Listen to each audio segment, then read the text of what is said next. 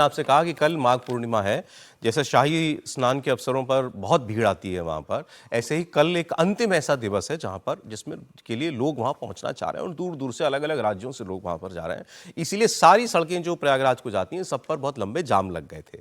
इसको लेकर के ये भी खबर आई कि मुख्यमंत्री जो है उन्होंने दो बड़े सीनियर अफसरों से अपनी नाराजगी जाहिर की।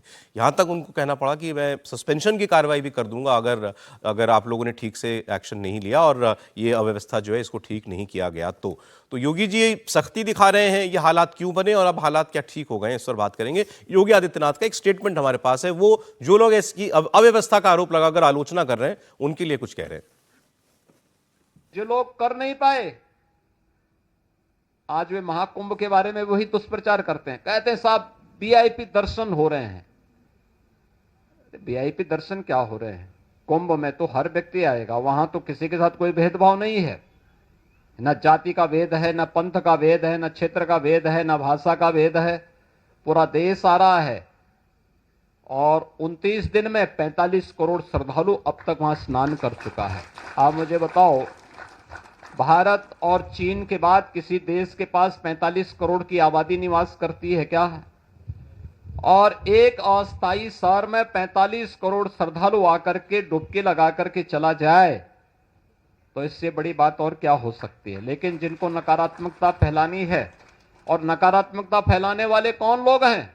ये नकारात्मकता फैलाने वाले वही लोग हैं जिन्होंने जीवन भर बीबीआईपी ट्रीटमेंट लिया है, सरकार की बीबीआईपी सुविधाओं का उपभोग किया है, और किया ही नहीं, आने वाली पीढ़ी के लिए भी एक रास्ता खोलने का प्रयास किया था उन्होंने कि वे तो ले ही ले, लेकिन उनकी आने वाली पीढ़ी भी इस सुविधा का उपभोग करे जैसे देश उनका बपोती हो।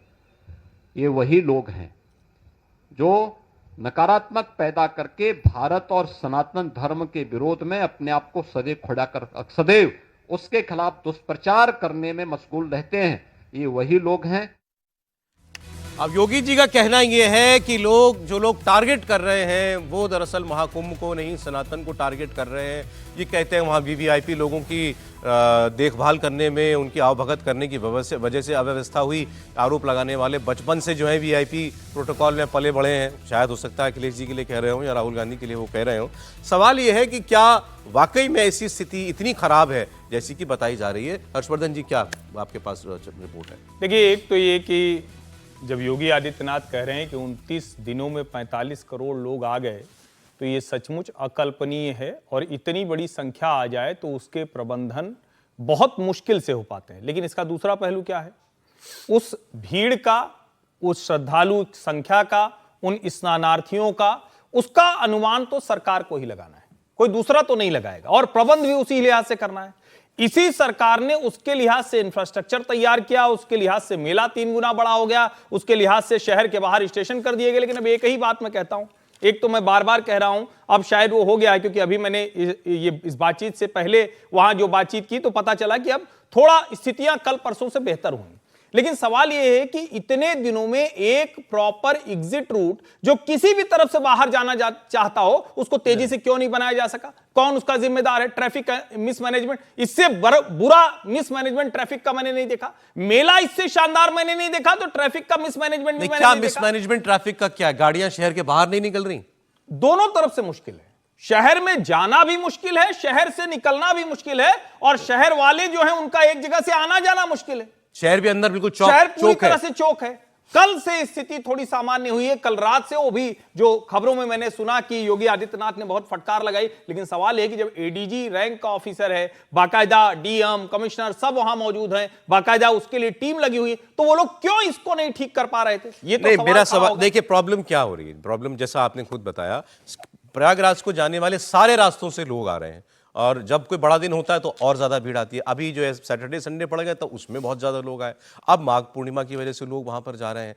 अब जाते वक्त तो आपको चौड़े चौड़े हाईवे मिलते हैं, एक्सप्रेस वे मिलते हैं। शहर के अंदर तो छोटी छोटी सड़कें हैं ना, उतनी चौड़ी सड़क तो प्रयागराज के अंदर होगी नहीं। और वहां लाखों लोग रह भी रहे हैं, फिर करोड़ों लोग मेला क्षेत्र में आए हुए हैं। प्रॉब्लम यह है वो लंबे 30-30, 40-40 किलोमीटर लंबे जाम लग गए। ये मेन प्रॉब्लम है। आप सोचिए, जो लोग अपने परिवार के साथ निकले होंगे, वो सड़क पर अगर खड़ा है 18 घंटे 20 घंटे, तो उसकी क्या हालत हो रही होगी। गाड़ियों के पेट्रोल तक खत्म हो गए। देखिए पेट्रोल खत्म हो बड़ा जाए, कारण कहाँ ये आप भी ना कहाँ शौच के लिए जाएंगे, महिलाएं होती हैं, इसका बच्चों को खाना पीना इतना बड़ा चाहिए, जाम लगने के सबसे बड़े कारण और ये इसका रहा असर कि- एमपी तक है। उसका एक बड़ा कारण ये रहा कि लोगों ने फ्लाइट के टिकट इतने महंगे कि लोग फ्लाइट से जा नहीं सकते। 50,000 रुपए का टिकट है साहब। ट्रेन के अंदर जगह नहीं मिल रही है, ट्रेन का टिकट नहीं है। तो अभी आदमी हमने करेगा चेक कि किया, आदमी प्रयागराज कहेगा का कि ठीक है, फ्लाइट का में जा नहीं टिकट सकते। 51,000 रुपए का टिकट है परसों का। 50,000 का टिकट लेके कौन जाएगा? अगर 4 लोग घर से जा रहे हैं या 2 लोग भी जा रहे हैं तो लाख रुपए कौन खर्च करेगा? तो इस पे ट्रेन में जगह नहीं है रिजर्वेशन के लिए, आप एक महीने तक टिकट नहीं है, तो आदमी सोचेगा ना कि फ्लाइट में इतना महंगा है, ट्रेन में टिकट मेरे नहीं सर, है, अब मेरा तो मेरा बाहर उठ प्रश्न जाइए। मेरा तो प्रश्न हर आदमी बाहर प्रश्न ये जा रहा वहां है, पर। ये मिसमैनेजमेंट है या आपने एंटिसिपेट नहीं किया कि इतने लोग आएंगे और आप व्यवस्था कर नहीं पाए, या व्यवस्था हो ही नहीं सकती अगर इतने लोग जाएंगे तो? देखिए, सरकार को तो अंदाजा था, सरकार तो पहले से बोल रही थी कि इस बार 45 करोड़ के करीब अनुमान है कि लोग आने वाले हैं। सरकार को अंदाजा था कि भीड़ इतनी आएगी, लेकिन सरकार की भी एक लिमिट है। मुझे लग रहा है इतना बड़ा आयोजन होगा, इतने लोग अगर आ जाएंगे आपके इसमें, तो सरकार क्या करेगी? कितनी व्यवस्था? हर योगी रास्ते जी में का अगर गाड़ी आ योगी जी का रही है, बयान है सर, हर- योगी जी हर का रास्ते बयान में है, अगर गाड़ी आ रही है, योगी जी का स्टेटमेंट है, हम 100 करोड़ लोगों की तैयारी करेंगे। नहीं, स्टेटमेंट है वो। कहना बात अलग होती है ना, रियलिटी में जब लोग पहुंच गए तो मालूम पड़े कि व्यवस्था कैसे हो रही है। अगर हर रास्ते में जो प्रयागराज की तरफ जा रहा है, सभी रास्तों से अगर लोग गाड़ियां लेके पहुंचेंगे तो निकासी की व्यवस्था कहां से होगी? कैसे जाएगा आदमी जो नहीं, जा नहीं, रहा है? लेकिन ये भाई गाड़ी से जाएगा, बस से जाएगा, ट्रेन से जाएगा, आम आदमी तो ऐसे ही जाएगा। फ्लाइट तो हम और आप भी नहीं ले सकते इस वक्त जो तो रेट है।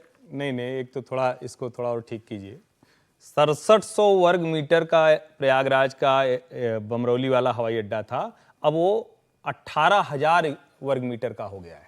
उसके बावजूद वो पूरा का पूरा हवाई अड्डा पैक है, भरा हुआ है, जितनी उसकी क्षमता है उससे ज्यादा फ्लाइट्स वहां आ रही हैं। क्या कह रहे हैं, सुना आपने? क्या कह तो रहे हैं? चार्टर्ड फ्लाइट से भरा हुआ है। नहीं, रेगुलर फ्लाइट कितनी आती है? 10-12 फ्लाइट्स है इलाहाबाद का, ये एयरपोर्ट का देख लीजिए। मैं आपको 100 चार्टर्ड फ्लाइट्स रुकी हुई हैं। सुन तो लीजिए, मैं बता देता हूं, मैं तथ्य बता देता हूं।